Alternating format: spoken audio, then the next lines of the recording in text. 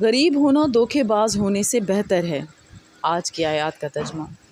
پناہ مانگتی ہوں اللہ کی شیطان مردود سے۔ شروع اللہ کا نام لے کر جو بڑا مہربان نہایت رحم والا ہے۔ اور ایک وقت تھا جب ہم نے ابراہیم کو خانہ کعبہ کا مقام بتا دیا اور ارشاد فرمایا کہ میرے ساتھ کسی چیز کو شریک نہ کیجیے، اور طواف کرنے والوں اور قیام کرنے والوں اور رکوع کرنے والوں اور سجدہ کرنے والوں کے لیے میرے گھر کو صاف رکھا کرنا، اور لوگوں میں حج کے لیے اعلان کر دو کہ تمہاری طرف پیدل اور دبلے دبلے اونٹوں پر جو دور دراز رستوں سے چلے آتے ہیں سوار ہو کر چلے آئیں، تاکہ اپنے فائدے کے کاموں کے لیے حاضر ہوں، اور قربانی کے ایام معلوم میں مویشی چوپایوں کے ذبح کے وقت جو اللہ نے ان کو دیے ہیں ان پر اللہ کا نام لیں۔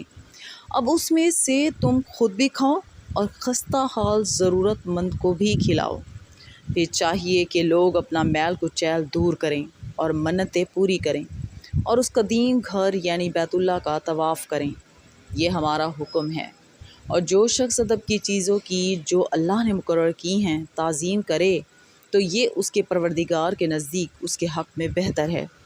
اور تمہارے لیے مویشی حلال کر دیے گئے ہیں سوائے ان کے جو تمہیں پڑھ کر سنائے جاتے ہیں، تو بتوں کی پلیدی سے بچو اور جھوٹی بات سے پرہیز کرو۔